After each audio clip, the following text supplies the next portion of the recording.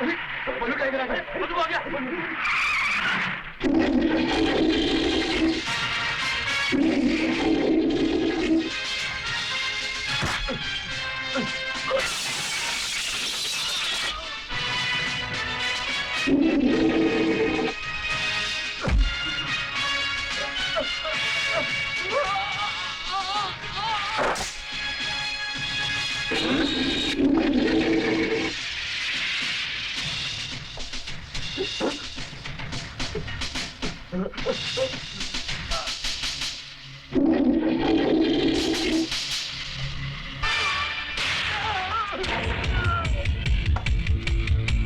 बल्लू tiger, हमें क्यों मार रहे हो?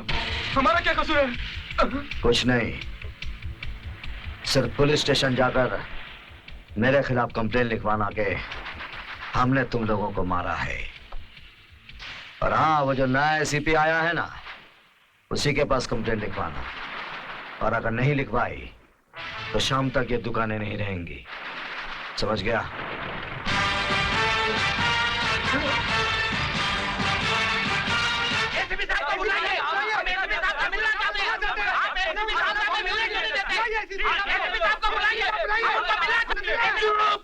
ये पुलिस स्टेशन है। आखिर आप हमें एसीपी साहब से मिलने को नहीं देते? देखिए, एसीपी साहब कंप्लेंट नहीं लिखते। अगर कंप्लेंट लिखवानी है तो यहाँ लिखवाइए, वरना जाइए।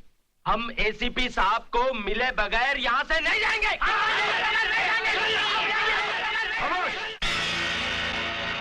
क्या शोर है ये? क्या बात है हवलदार साहब? बल्लू टाइगर ने हमें बहुत मारा। देखिए क्या हाल बना दिया उसने हमारा। बल्लू टाइगर ने मारा? मारा तो मारा, और कहा कंप्लेंट भी दर्ज करवा देना। अगर हम उसके बारे में कंप्लेंट नहीं लिखाएंगे तो फिर से मारेगा साहब। हवलदार, कंप्लेंट लिख लो इनकी। नहीं नहीं, उसने सख्ती से कहा है कि हम कंप्लेंट सिर्फ आपके पास ही लिखवाएं।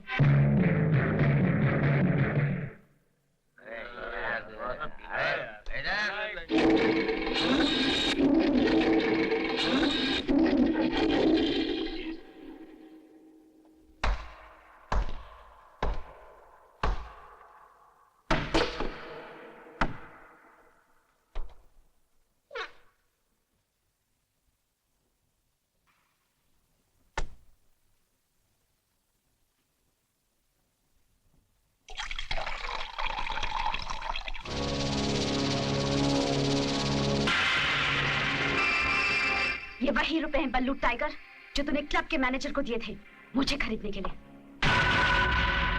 जरूरी नहीं कि हर वो लड़की जो किसी क्लब या बार में नाच गाकर लोगों का दिल बहलाती है वो बिकाऊ या सड़क छाप हो। वो और होंगी जो तेरे एक इशारे पर अपने जिस्म के कपड़े उतार दे। मैं वो नहीं, समझा? ए लड़की, तुम क्या बोल रही हो? इसका अंजाम जानती हो? जानती हूँ मेरी इज्जत लुट सकती है, और ये भी जानती हूँ कि मैं अपने बचाव के लिए कुछ भी नहीं कर सकती। और उसके बाद मैं तो अपनी जान दे दूंगी, लेकिन तेरे माथे पर बदनामी का दाग लगा जाऊंगी कि बल्लू टाइगर ने अपनी ताकत का इस्तेमाल किया भी तो किस पर?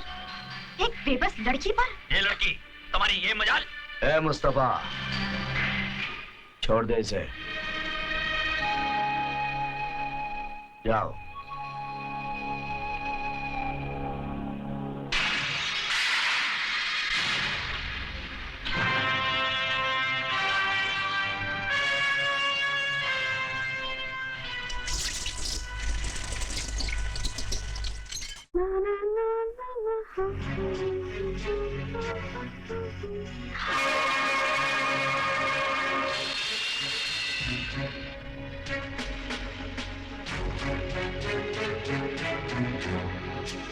ये रुपए रख लो, मुझे गलत मत समझना। ये बल्लू का उसूल है कि राह चलते किसी शरीफ खानदान की लड़की को आंख उठाकर नहीं देखता, लेकिन जिस जगह तुम मिली वहां हर कोई पर्दा हटाकर देखता है, ऐसा पब्लिक बोलती है। तुम पहली लड़की हो जिसने मेरे घर में आकर इतना सब कुछ कहा। पेट बहुत छोटी सी चीज है, उसके लिए पूरा जिस्म दिखाना जरूरी नहीं है। अच्छे घर की मालूम होती हो, कोई अच्छा काम करो, और रुपए चाहिए दूंगा, मदद चाहिए मदद मिलेगी। लेकिन मेरे मोहल्ले में रहने वाली कोई लड़की क्लब में नाचती हुई नजर आई तो फिर माफी भी नहीं मिलेगी। बल्लू, अभी तुमने कहा कि मैं तुम्हें किसी अच्छे घर की मालूम होती हूँ, तो फिर तुमने कैसे सोच लिया कि मैं ये रुपए रख लूंगी? आज तक जितने भी लोग मिले सब पैसा फेंकने वाले ही मिले, लेकिन तुम पहले ऐसे इंसान हो जो रुपए के साथ साथ नसीहत भी देकर जा रहे हो। तुम्हारी दी हुई नसीहत रख लेती हूँ, लेकिन रुपए वापस लेकर जाओ। हाँ।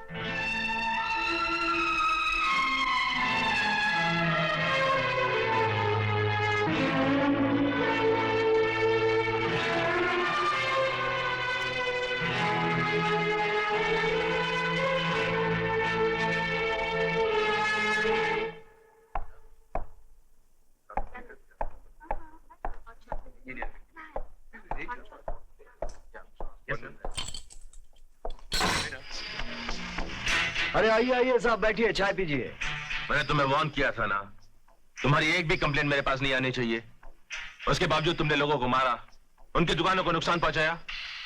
सिर्फ इतना ही नहीं साहब, मैंने उन्हें मारकर यह भी कहा था कि आपके पास जाकर कंप्लेन करे, वरना और मारूंगा। ए, बकवास बंद करो।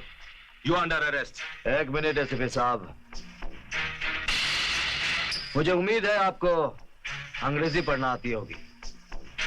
एंटीसिपेटरी बेल, जिस तरह आप हथकड़ी लेकर घूमते हैं ना, उसी तरह बल्लू टाइगर ये कागज लेकर घूमता है, ऐसा पब्लिक बोलती है।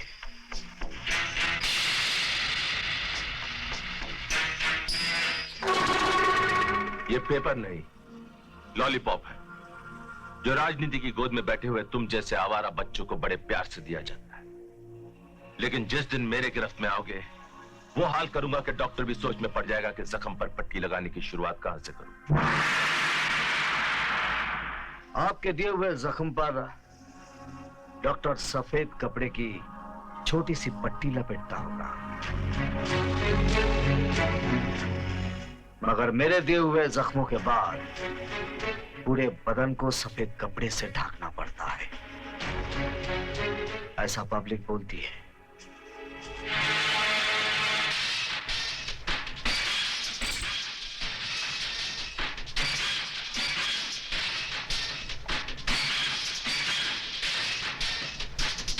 अरे जीजा जी, इतना पैसा देख के इनका हट्ठल हो जाएगा और आपको फांसी हो जाएगी। छी छी, कैसी फांसी।